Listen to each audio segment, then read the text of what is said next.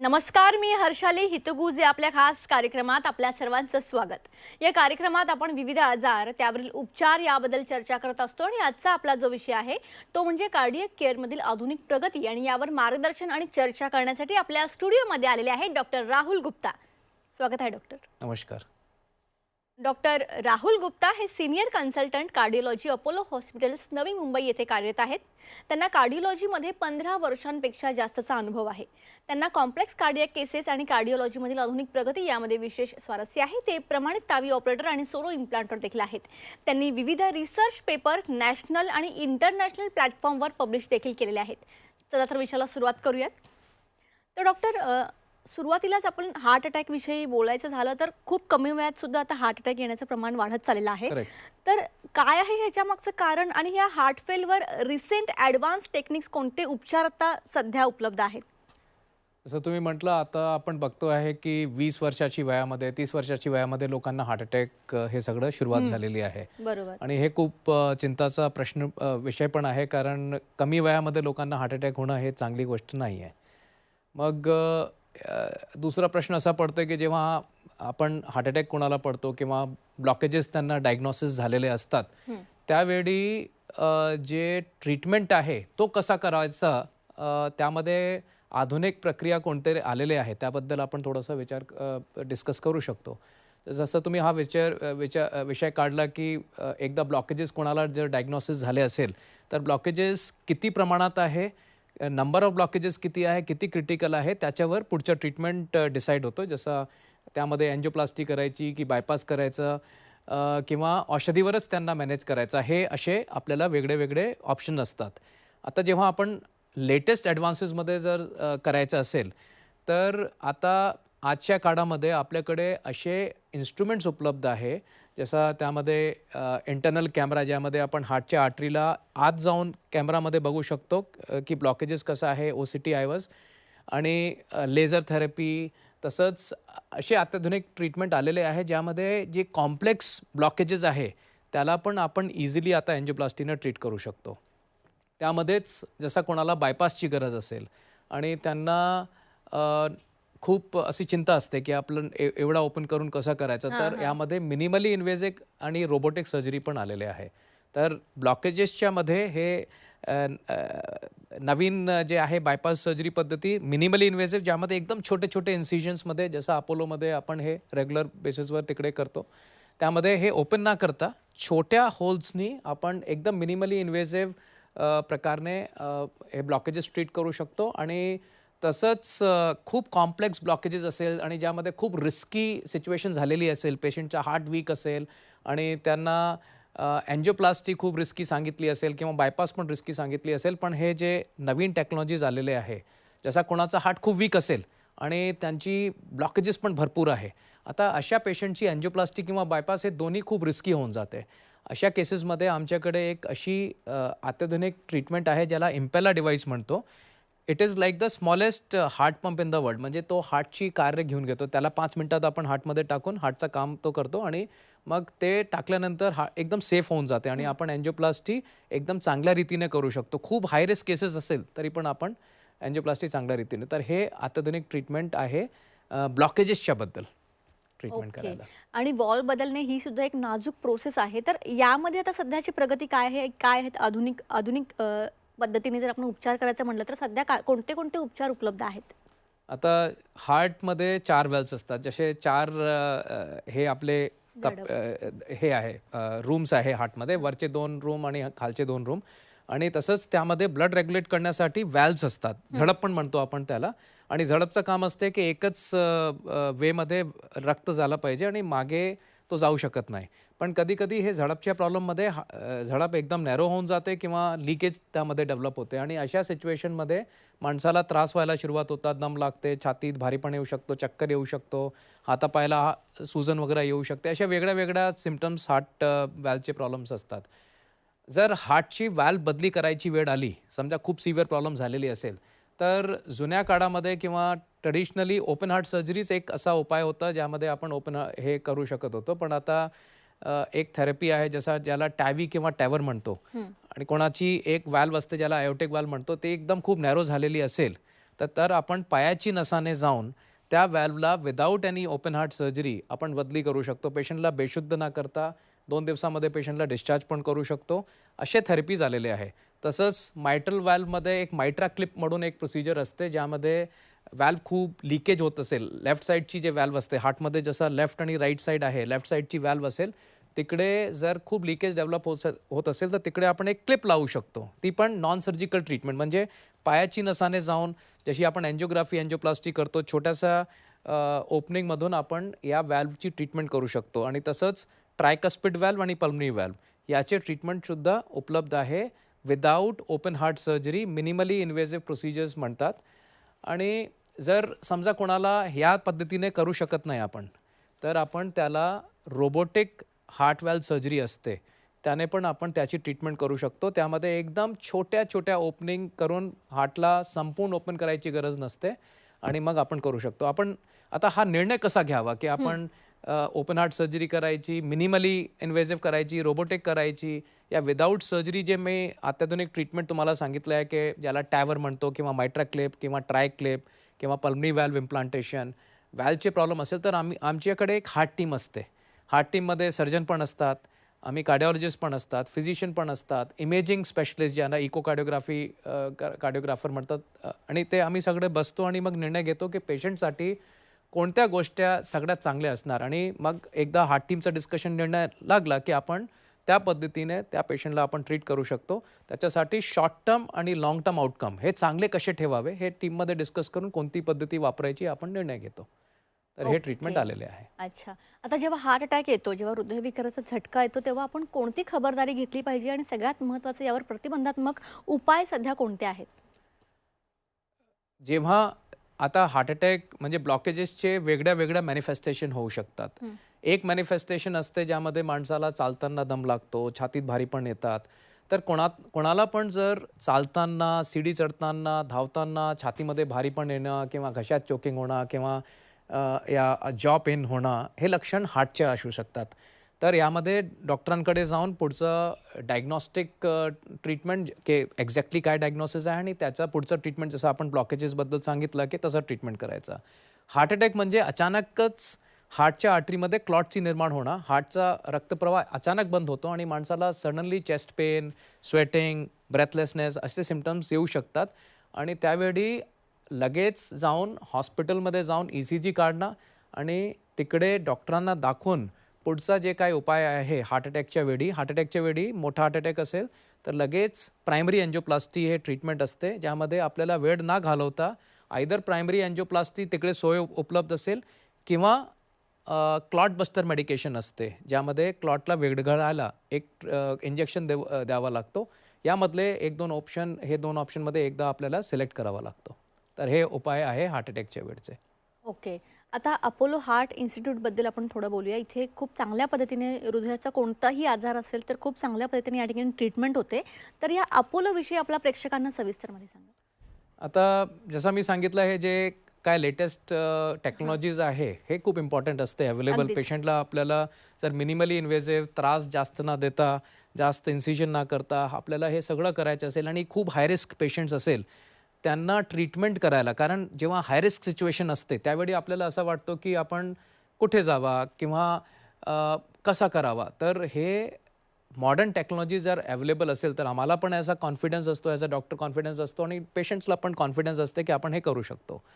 आपण एक विषय काढला होता की ज्या लोकांचा हार्ट वीक असेल किंवा हार्ट फेलियरचे पेशंट्स असेल त्यांना कसं ट्रीट करायचं. तर त्याच्यासाठी ज्या लोकांची खूप हार्ट वीक झालेली असेल त्याच्यासाठी सुरुवातीला तर औषधीच असते, आपण औषधीने प्रयत्न करतो. त्याचं कारण काय आहे वीक हार्टचं ते ट्रीट करतो. आणि मग काय काय थेरपीज आहेत, जसं कार्डियक रिसिंक्रोनायझेशन थेरपी आहे, त्यामध्ये एक पेसमेकर असते ज्यामध्ये हार्टची पंपिंग वाढवायला आपण प्रयत्न करतो. आणि तसंच हार्टला ट्रान्सप्लांट करायची गरज असेल किंवा आर्टिफिशियल हार्ट बसवायचं असेल, हे सुद्धा आपल्याला टेक्नॉलॉजी अवेलेबल आहे. जेव्हा तुम्ही अपोलोच्या हार्ट इन्स्टिट्यूटच्या प्रोग्रामबद्दल तुम्ही विचारताय तर तिकडे हार्ट ट्रान्सप्लांट पण आपण रेग्युलरली करतो आहे, ज्या लोकांचा हार्ट खूप वीक आहे. पण हार्ट ट्रान्सप्लांटच्या आधी हे सगळ्या पद्धती पण अवेलेबल आहे. असं नाही की प्रत्येक हार्ट वीक असेल तर त्याला हार्ट ट्रान्सप्लांटचीच गरज आहे. मॅक्झिमम पेशंट चांगल्या औषधीने, जर त्यांना ज्याला म्हणतात आपण गाईडलाईन डायरेक्टेड मेडिकल थेरपी किंवा ऑप्टिमल मेडिकल थेरपी, जर मेडिसिन्स पण आपण चांगल्या रीतीने दिले तर हार्ट पंपिंग इम्प्रूव्ह होऊ शकते. तर याच्यासाठी एक हार्ट फेलियर क्लिनिक असते जे अपोलोच्या इन्स्टिट्यूटमध्ये आम्ही डेव्हलप केलेली आहे आणि दुसऱ्या हॉस्पिटलमध्ये पण असते. तिकडे आम्ही अशा पेशंटची चर्चा करतो की कोणत्या पद्धतीने त्यांना ठीक करायचं. त्यांना हे नवीनतम कार्डियक रिसिंक्रोनायझेशन थेरपी आहे जे बायव्हेंट्रिक्युलर पेसमेकर आपण म्हणतो ते लावून हार्ट पंपिंग इम्प्रूव्ह करू शकतो का, किंवा हार्ट ट्रान्सप्लांटची गरज आहे किंवा औषधीवरच होऊ शकते का. आणि आपल्याला कारण शोधावं लागतं की हार्ट वीक कुठे आहे आणि त्याचा कारणचं ट्रीटमेंट केलं की हार्ट पंपिंग इम्प्रूव्ह होऊ शकते. तर अशा वेगळ्या वेगळ्या पद्धती आपल्याला अवेलेबल आहे ज्यामुळे आपण हार्टची पंपिंग वाढवायला आपण इकडे मदत करू शकतो. आणि जे लेटेस्ट सगळे टेक्नॉलॉजीज आहे तर त्यामध्ये जसं मी सांगितलं की इंटरनल कॅमेरा ज्यामध्ये आपण हार्टच्या ब्लॉकेजेसला व्हिज्युअलाइज करू शकतो की हार्टच्या ब्लॉकेजेस कोणत्या मटेरियलने तयार झालेले आहेत. तिकडे कॅल्शियम जास्त आहे की स्कार जास्त आहे, फायब्रोसिस जास्त आहे किंवा लिपिड रिच म्हणजे फॅट जास्त आहे का. हे कारण ब्लॉकेजेसची कॉन्स्टिट्यूशन आपल्याला माहिती पडली तर आपण त्याप्रमाणे पुढचं ट्रीटमेंट चांगल्या रीतीने कसं करायचं ते पण आपण डिसाईड करू शकतो. अँजिओप्लास्टीमध्ये काय वापरायचं. तसंच ते इंटरनल कॅमेराने आपल्याला माहीत पडतो. त्याला OCT म्हणतो किंवा आयवस म्हणतो. ते आपल्याकडे उपलब्ध असते नेहमी 24 तास आणि आपण कोणत्या पण वेळेवर आपण करू शकतो. तसंच काय काय अशा सिच्युएशन असतात की माणसाला हे समजत नाही की आपण ब्लॉकेजेस निर्माण झालेले आहेत. तर आता बायपास चांगली गोष्ट आहे की अँजिओप्लास्टी चांगली गोष्ट आहे किंवा मेडिकल मॅनेजमेंटने आपण ट्रीट करू शकतो. तर त्याच्यासाठी एक FFR म्हणून एक टेस्ट असते जे आम्ही रेग्युलरली करतो. जेव्हा आपल्याला कन्फ्युजन असेल की पेशंटला कोणत्या पद्धतीने चांगल्या रीतीने ट्रीट करायचे यांचे ब्लॉकेजेस तर आम्ही एक FFR टेस्ट करतो ज्यामध्ये ब्लॉकेजेसच्या आधी आणि ब्लॉकेजेसच्या नंतरच्या प्रेशर डिफरन्स किती आहे ते मोजता येते आपल्याला आणि त्याप्रमाणे कोणत्या पद्धतीने त्या पेशंटला ट्रीट करायचं हे आपल्याला एक्झॅक्टली आपण माहिती करून घेऊ शकतो. तर अशा खूप वेळ असे झालेले आहे ज्यामध्ये पेशंटला बायपाससाठी रेफर केलेला होता. पण जेव्हा आपण FFR केली आणि जे मुख्य नस आहे त्यामध्ये FFR नॉर्मल असेल तर बाकीच्या नसांना आपण अँजिओप्लास्टी करून पेशंटला पाठवू शकतो. आणि कधीकधी अँजिओप्लास्टीसाठी पाठवलेल्या पेशंटला आम्ही फक्त औषधीवर पाठवू शकतो जर FFRची व्हॅल्यू नॉर्मल असेल. तर ही एक लेटेस्ट टेक्नॉलॉजीज आहे. तसंच दुसऱ्या टेक्नॉलॉजीज पण आहे त्याबद्दल पण आपण आता असेल तर आपण आताच चर्चा करू शकतो. डॉक्टर त्यातल्या त्यात हार्टचे ठोके ज्यांचे कमी होत असतील त्यासाठी कॅप्सूल पेसमेकर आलेला आहे त्याबद्दल ब्रीफमध्ये सांगा. तर एकदम हे पण एक नवीन गोष्ट आहे जे मी सांगायला विसरलो. जर कोणाचे ठोके कमी झालेले असेल ज्याचा अर्थ आहे की इलेक्ट्रिसिटी हार्टमध्ये इलेक्ट्रिसिटी असते आणि आपल्या हार्टबीट असतात ते इलेक्ट्रिसिटीमुळे जनरेट होतात आणि हार्टची इलेक्ट्रिसिटी खूप कमी झाली असेल तर माणसाचे ठोके कमी असतात. नॉर्मली आमचे ठोके 70-80च्या per minute beats per minute असतात. पण कोणाचे खूप कमी झाले असेल 50पेक्षा 40 असे कधी कधी खूप कमी असतात आणि माणसाला ते जेव्हा खूप कमी होऊन जातात तर चक्कर येतात. कधी कधी माणूस बेशुद्ध पडतो. अशा केसेसमध्ये पेसमेकर टाकावा लागतो. अर्थात ट्रेडिशनल पेसमेकर कसं आहे की त्याला आपला जे क्लॅव्हिकल शोल्डर बोन आहे इकडे कॉलर बोन आहे त्याच्या खाली आपण पेसमेकर लावतो आणि त्याचे लीड्स असतात. पण आता जे नवीन टेक्नॉलॉजी आली आहे त्यामध्ये कॅप्सूल जसं आपण औषधी घेतो ना कॅप्सूलचं तसंच कॅप्सूल आपण पायाची नसाने तिकडे हार्टमध्ये टाकू शकतो. त्यामध्ये काय लीड्स नसतात. त्याला लीडलेस पेसमेकर म्हणतो. 15-20 मिनिटामध्ये ही प्रोसिजर होऊन जाते. कुठे काही कट इन्सिजन काहीच नसते आणि सेम डे आपण पेशंटला डिस्चार्ज पण करू शकतो. तर हे खूप ॲडव्हान्समेंट झालेले आहे या फील्डमध्ये. ओके. हार्टची कार्यक्षमता ज्यांची कमी झालेली असेल त्यांना तुम्ही कशा पद्धतीने ट्रीटमेंट देता त्याविषयी थोडं सविस्तरमध्ये आपल्या प्रेक्षकांना सांगा. मी थोडंसं आता कव्हर केलंच होतं. हे जे मी गोष्ट चांगली होती की जेव्हा आपण हार्टची पंपिंग म्हणतो त्याला इजेक्शन फ्रॅक्शन पण म्हणतात आणि 2D इकोमध्ये आपल्याला समजते की हार्टच्या पंपिंग कमी झालेले आहे का. तर कोणाचा नॉर्मल पंपिंग 55% to 70%च्या मध्ये असते आपली हार्टची कार्यक्षमता.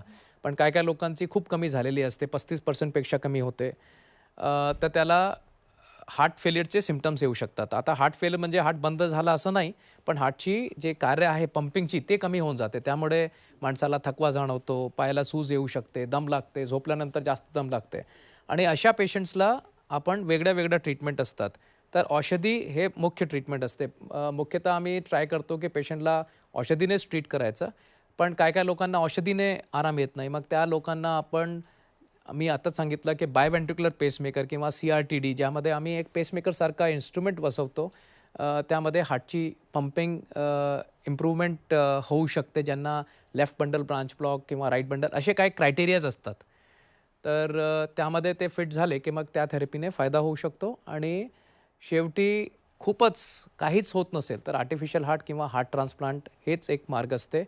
ते पण आपण खूप चांगल्या रीतीने करू शकतो जर पेशंट त्या क्रायटेरियामध्ये फिट झाला असेल. तर हे सगळ्या वीक हार्टच्या त्या ट्रीटमेंट आहेत. क्रायटेरियाज काय आहेत किंवा ते कितपत सक्सेसफुल होऊ शकतं हार्ट ट्रान्सप्लांट? तर हार्ट ट्रान्सप्लांट हे टेक्निकली खूप डिफिकल्ट सर्जरी नाही आहे.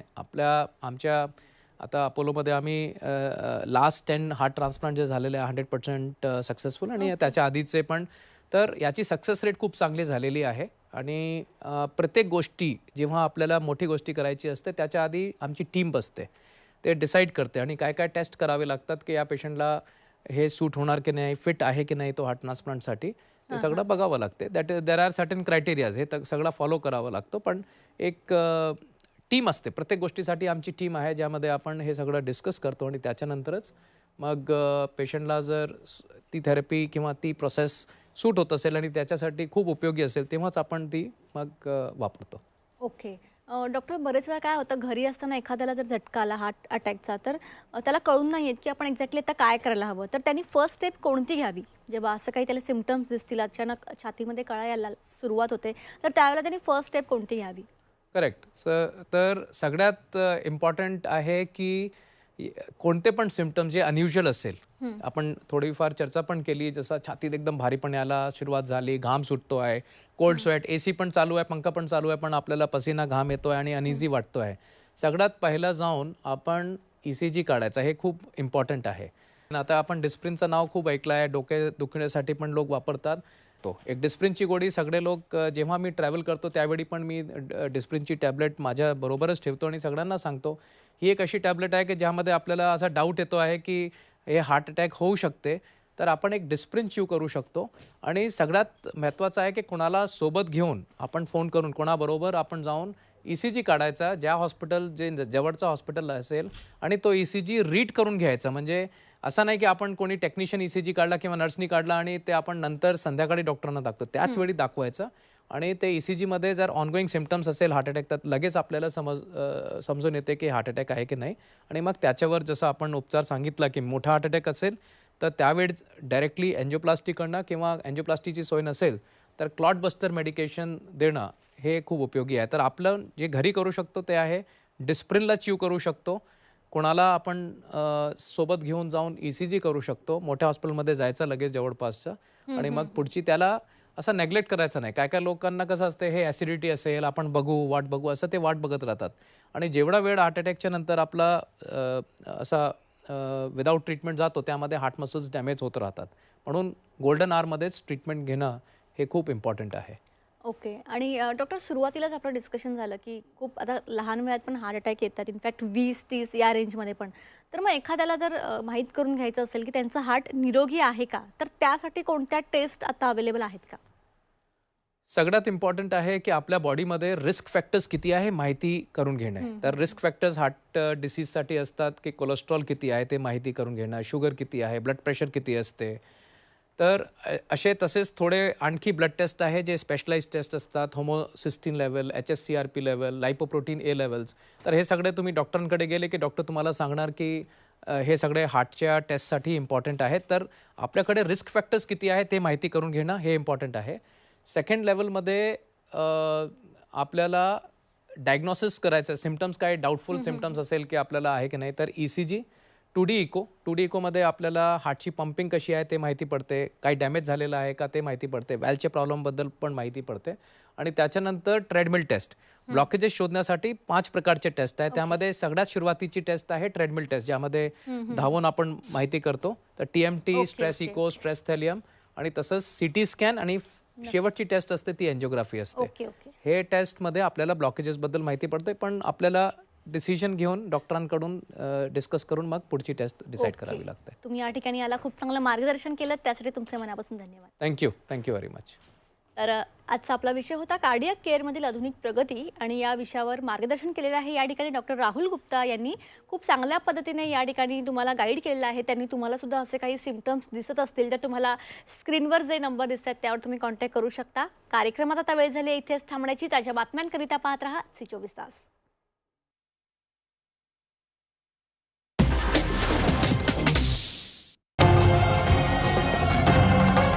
छत्रपतींचा विचार म्हणजे